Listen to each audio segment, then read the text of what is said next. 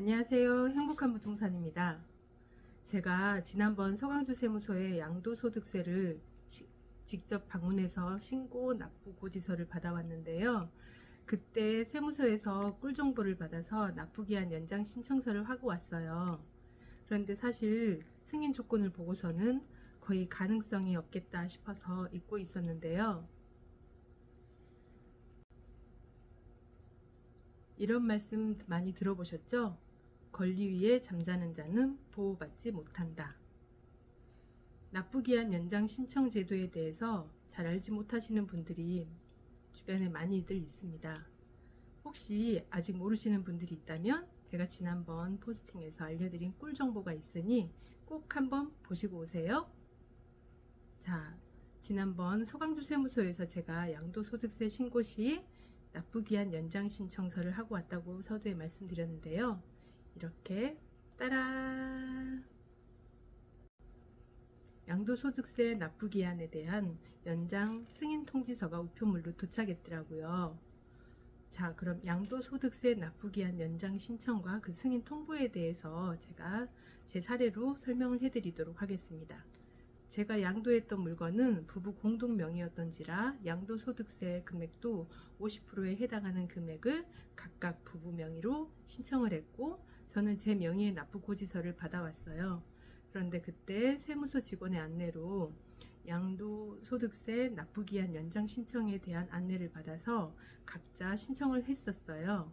사실 양도소득세 분할 신청을 하고 싶었지만 각자 내야 할 양도소득세가 분할 납부 기준을 조금 넘는 경우라서 그다지 실익이 없어 보이더라고요. 자, 여기서 양도소득세 분할 납부에 대해서 잠시 알려드릴 텐데요. 이는 납부할 세액이 1천만 원을 초과하는 경우 그 납부할 세액의 일부를 납부기한 경과 후 2개월 내에 나누어 낼 수 있는 제도를 말합니다. 그래서 실질적으로 1천만 원을 상회하는 많은 금액이 있을 경우에 이 제도를 활용해 보면 좋겠죠. 하지만 저는 많이 상회하는 정도가 아니어서 실익이 그다지 없는 경우였어요. 그래서 사실 세무서 직원에게 분할 납부 신청을 한다 해도 그리 큰 금액을 분할 납부 신청할 수 있는 상황이 아니었기에 좀 아쉽다는 말씀을 농담 반 진담 반으로 드렸는데, 혹시 가능성이 있을지도 모르는 납부기한 연장 신청 안내를 해주시더라고요. 자, 이래서 이분 있는 겁니다. 사실 크게 기대를 하지는 않았던지라 끝자리 기억하기 쉽게 500만 원만 올해 연말까지 기한 연장 신청을 해봤어요. 그런데 용케도 해당 사항을 적용을 받은 행복한 부동산, 그게 바로 접니다. 자, 그리고 같은 날에 신고했음에도 불구하고 저희 배우자에게는 해당 사항이 없어서인지 아직까지는 별다른 소식이 없습니다. 실질적으로 8월 말이 납부기한이기 때문에 승인이 되지 않았다고 보고 있는데요. 자, 그럼 같은 날 신청한 저와 저희 배우자에서 어떤 차이가 있었을까요? 아마도 저의 납부기한 연장 신청에 대한 승인 사유를 보면 그 답을 알 수 있을 듯 했습니다. 자, 승인 사유는 사업상 중대 위기라 적혀 있습니다. 자, 납부기한 연장 사유 관련 법조항 제5절 제13조 1항에서 5항 사항을 보면 다양한 이유들이 있는데요. 저의 사항을 비슷하게 해석할 수 있는 항목은 1항 2조에 해당하는 부분인 것 같아요. 저는 지금 현재 자영업자로 사업 경영을 하고 있진 않고 오랜 시간 동안 근로자로 지내다 퇴사를 해서 현재까지 별다른 직업을 다시 갖거나 사업자 등록을 하지 않고 있는 상황이니 현재 사업상 중대 위기에 해당하는 게 맞겠죠? 그래서 저는 그 이유로 연장 신청에 대해서 승인을 받은 것 같습니다. 어찌되었건 저는 용케도 납부기한 연장 신청 승인을 받게 되어서 납부기한을 제가 신청한 올해 연말까지 연장할 수 있게 되었습니다. 실제 납부기한 연장은 9개월까지 가능하다고 해요. 하지만 올해를 넘기고서는 또 잊어버릴 것 같아서 저는 딱 연말까지 연장 신청을 했습니다. 자, 여기서 꿀팁을 제가 2개를 드릴 텐데요. 첫 번째, 양도소득세는 납부기한이 양말 2개라고 했죠. 양도한 달에 말일로부터 2개월 내까지 납부를 하면 됩니다. 그래서 양도했다고 해서 바로 양도소득세를 낼 필요는 없어요. 그래서 저는 잉여자금으로 놔두었다가 납부기한에 맞춰서 8월 말일까지 납부하기로 했습니다.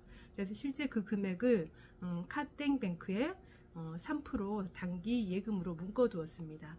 그래서 8월 말 납부기한 전에 제가 만기에 대해서 이자를 수령을 했는데요. 그 이자만 20만 원이 넘게 되더라고요. 이것도 꿀팁이 되겠죠? 그리고 여기서 꿀팁 2, 이번 세무서 방문 신고에서 우연히 알게 된 양도소득세 납부기한 연장 신청으로 인해서 저는 승인을 받았고, 그 이유는 사업상 중대한 위기로 인정을 받아 여유자금 500만 원이라는 거금을 또 확보하게 되었습니다. 이 돈을 제가 다시 그대로 두진 않았겠죠. 다시 카땡 은행에 단기 예금으로 묶어두었습니다. 이자는 그때 얼마나 나오게 될지 다시 봐야 될 것 같아요. 어찌됐든 이렇게 양도소득세를 잉여 자금으로 2번에 걸쳐서 저는 이자 소득을 누릴 수 있게 되었습니다. 그런데 또 하나 문제가 생겼어요. 제가 처음 서광주 세무소에서 받아온 납부서에는 최초 신고한 양도소득세 금액으로 영수증을 발행하였기에 그 납부 고지서로는 은행에서 수납을 할 수가 없었습니다. 그래서 제가 다시 한번 찾아봤죠. 자, 그 방법은 이렇습니다. 모바일 또는 PC에서 홈택스에 로그인을 합니다. 그리고 홈택스에서 신고 납부를 선택을 하고, 신고 납부에 들어가시면 국세 납부, 양도소득세는 국세이기 때문에 국세 납부를 선택을 해주시고요. 다음은 항목에 자진 납부를 선택을 합니다. 자, 그래서 자진 납부에 대한 여러 가지 안내 사항이 있고요. 자진 납부 메뉴에 들어가면 납부 구분에 확정분 잔압을 선택하시고, 세목에는 양도소득세를 선택을 하여 주시면 됩니다. 자, 그러면 다음으로 인적사항을 작성하도록 되어 있고요. 인적사항 작성 후 다음 페이지에서는 이번 기수에 얼마를 낼 것인지 본인이 자진 신고를 하도록 되어 있습니다.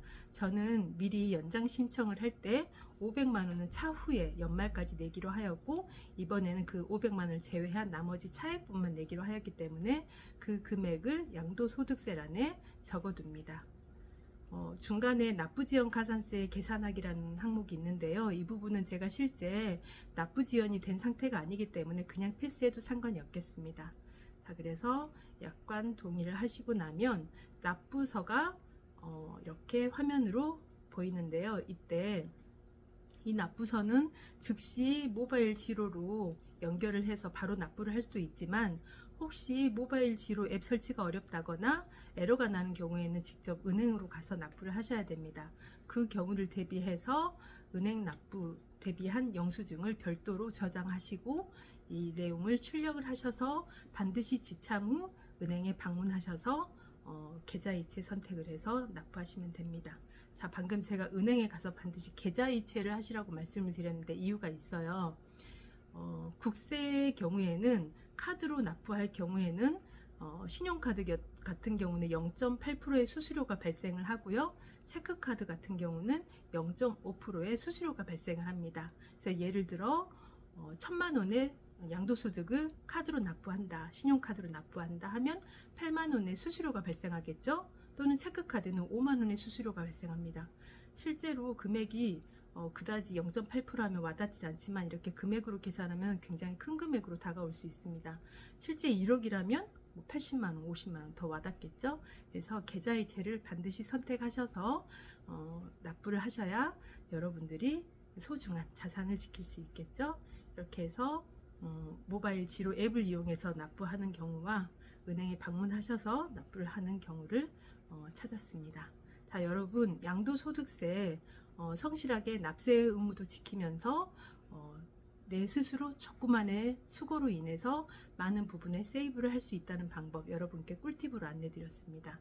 자, 어찌 보면 큰 금액은 아니지만 1년에 양도를 여러 건에 하는 경우가 발생한다면 이 부분도 굉장히 큰 꿀단지가 될 수 있겠죠. 자, 저 행복한 부동산은 여러분께 더 소중한 정보, 행복한 부동산이 드릴 수 있는 여러 가지 부동산 정보를 더 찾아서 다음번에 다시 돌아올게요.